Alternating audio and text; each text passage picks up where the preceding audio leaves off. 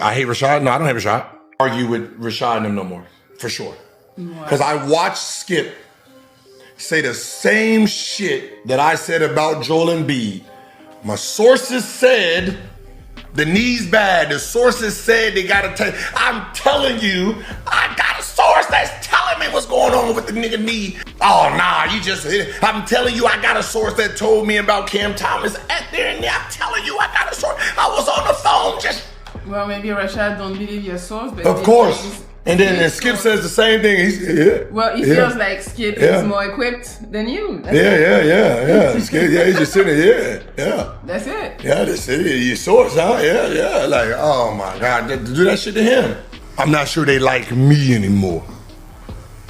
I don't know. Just like in the NBA, when people start writing, the team is better without them. That player read it, that player believes it, that player starts acting like it. And it's Gilbert Arenas, they say, telling Skip Bayless, telling Underdog, oh, y'all trying to replace me? What's good, everybody? Welcome back to the channel.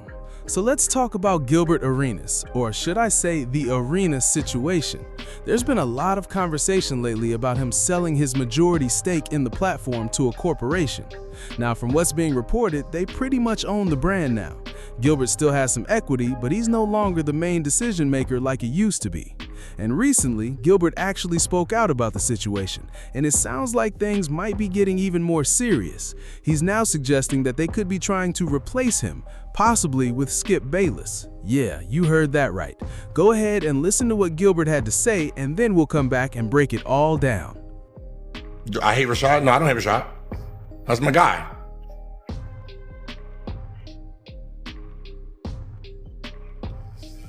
I'm not sure they like me anymore.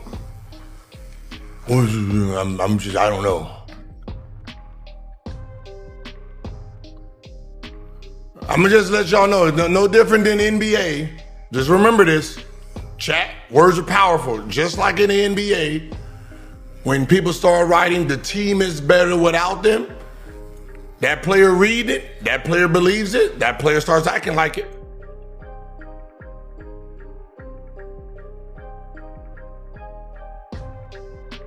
You know, so if y'all saying the show is better without me, hey, and the producers them say, oh, hey, you know, fans, you know, they don't care if he's here or not. And hey.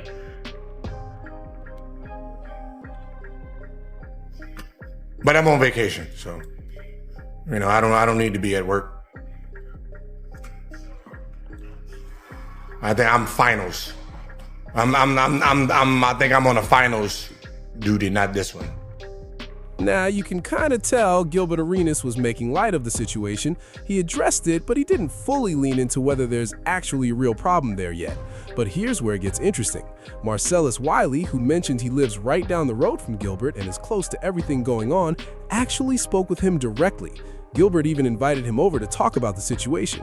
So now, let's check out this clip of what Marcellus had to say about everything. But we got to get into this one, because this is our lead topic, and it's Gilbert Arenas, they say, telling Skip Bayless, telling Underdog, oh, y'all trying to replace me?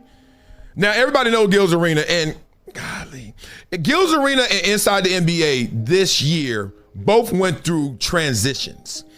And I got to say this properly, because those are the two of the best shows, if not the best and the second best. Like, there was a time Gil's Arena was the best show in sports for us. It was insane. And they talking basketball. They would go over to other sports here and there, but they were talking basketball. But it was rolling to the point where I even went to the show, not to go on the show. I just wanted to see what they were doing. Gilbert, the homie, he lived not too far from me, down the street some. And I'm like, man, I hit him out, I was like, dog, I'm coming through. He said, say less. And I went through there expecting to see something like this, but much bigger and grander, but like something like this, like a setup. Oh, no. I walked into his house, it was NBC Universal. It was like, I was like, am I at Universal Studios? I couldn't believe it. And he was like, dog, they taking care of us. I said, yeah, you think? I mean, catering, assistants, getting me water, makeup if I needed it, my shirt pressed. I'm like, Gilbert, we are at your house.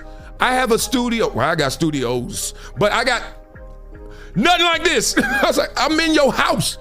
You come to my house right now, I might not pick up the door. I might not go to the door. You come to my house, it's my kids' toys on the ground. Like, what the hell? It was amazing. It was a sick show. But both of them going through transition, and one goes from TNT to ESPN, and we lose scheduling, so then we lose connection. That's all that happened inside the NBA. They scheduling changed, and we changed with it. What happened with Gilbert is they took his name off, they brought in the football show, and they changed their schedule. They stopped going every 4 times a week, and they started going to 2 and took a break. We got habits, and when you break our habits, good or bad's gonna happen. If I do this show every day, I see the numbers just keep going tick, tick, tick. Miss a couple, it's like, oh, that's what you doing? That's what you doing? Now, this is the thing that, remember the summer, everybody was talking about Gilbert. He was trending, going viral because of his relationship. In the independent space, he actually works for Underdog, right? That's pretty much what came from all of that. And people were like, why would you be independent and work for someone? Partner with them. Why'd you get, now your name's not on the show, they are in your home, using your studio, you are not on another show, blah, blah, blah. Gilbert basically like, oh, y'all think y'all better without me? Show it, prove it. Instead of fighting. And we've all been on both sides. You've been in a relationship where she ain't feeling you no more, and how does she tell you? Through her actions. And then you be like, no, won't you stop hanging out with them? Won't you stop going there? Why you always on vacation? Why you let them dudes call you and text you? Where are you going to eat with your friends? And what you arguing for? You can't legislate. You can't communicate what my fandom is, what I'm attracted to. That ain't no conversation. It just is. You also been the one not fighting. You're like, oh, you think, oh, y'all, that's what you want to do? You want to hang? Peace. Do you? Gilbert says, oh, y'all think y'all better without me? Prove it. But you know what's crazy? This is how in sports you see a guy get paid and then you see a guy get cut. And you're like, how he was good and he got paid and then now all of a sudden he ain't as good, or he just a notch off. Maybe he the same, but they let him go. This is how. Because they run another example. They run another actuary that says, wait a minute, we're paying him $100 million. Are we getting $100 million ROI? The ratings, the wins, the losses. They start looking and they're like, we can do this for cheaper. And that's all they want, younger and cheaper. In this case, older and cheaper. Let me know what you guys think about that, man. To me, it feels like a sign of the times. Like, do you really need to pull Gilbert Arenas' name off the brand like that? Now, at the time, Gilbert did have that whole gambling situation come up, but let's be real for a second. Knowing how some of these corporate partnerships work, they'll team up with you, put certain clauses in place like morality clauses, and then all it takes is one situation where your image gets questioned, and whether anything actually comes from it or not, that can still be enough. Nothing is really stuck to Gilbert Arenas in that situation, but sometimes it's not about that.